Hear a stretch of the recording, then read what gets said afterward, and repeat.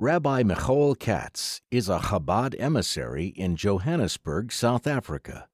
In 1972, his parents had an audience with the Rebe. My father asked the Rebe in that Yechidus a few points that he was grappling with at the time. Number one was, it seemed that South Africa was literally going down the tubes, that things didn't look that rosy here for the future. It's, by the way, been the history of South Africa. Ever since 1948, people were asking the Rebbe, should they stay here, should they leave?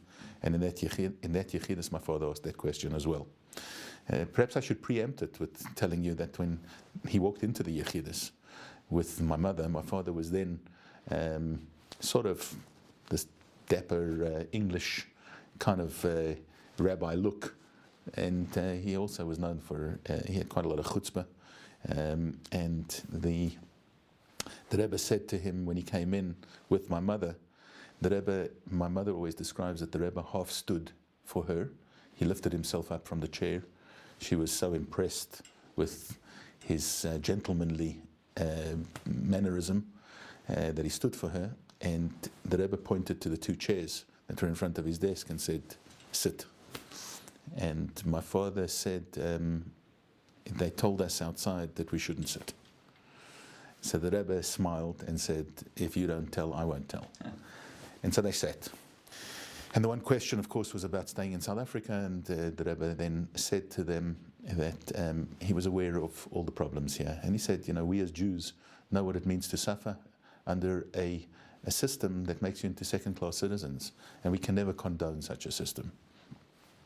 He said, however, the job of a rabbi in South Africa, in the community here, is not necessarily to get involved in the politics.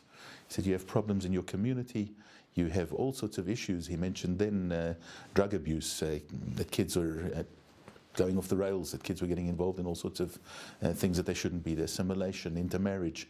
He said, those are the focus of a rabbi. A rabbi in the community should be worried about that. He quoted to my father and my mother then things that were said in the South African Parliament. He said, proudly, we know that the only Jewish representative in the South African Parliament is a Jewish woman. It was the late Helen Suzman, who was the most liberal member of the South African Parliament at the time, and she was very feisty and took up the challenge and challenged the government with their apartheid difficult policies. The Rebbe quoted to my parents something that he said, you know, just the other day she said this in Parliament. He gave a quote of what she had said, and he said, we're proud of the fact that we are represented in that way, because that is the Jewish way. He said, she's a Jewish woman, and the Rebbe smiled and said, I would be happy if she was a little frummer. She wasn't known to be that religious. And he spoke about the government here and the parliament here and various amazing things that my parents were absolutely blown away by the fact that the Rebbe knew these things. And he said to them, you need to stay here. You need to make a difference in your community. You need to be involved in upliftment of all the things Jewish within your community. And this is where you need to stay, and this is where you need to be that role model, and you need to bring up your children, etc. In the end of it, he said to my father, with a wry smile on his face, are you going to listen to me? Are you going to listen to my advice? So my father said, you know, I've been in my father was a military chaplain as well as a prison chaplain. He said, I've been in the army, and in the army there's a principle. My father says to the Rebbe, there's a principle that when a soldier comes to a general and he gets an order, he has to listen to the order. And I've come to a general and I've got my orders, I know what I've got to do.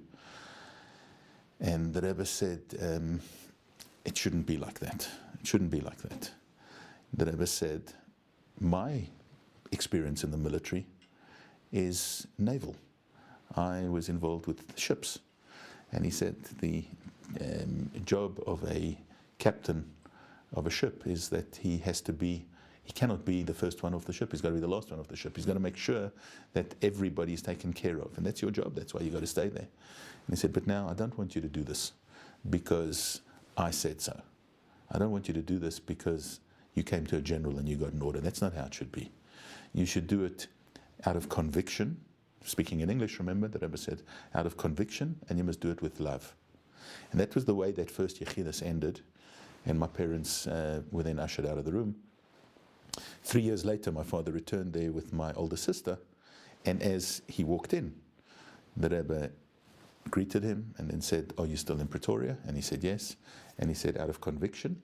And my father said, "Yes." And he said, "And with love?" He said, "Yes." And then they began Yechidus number 2.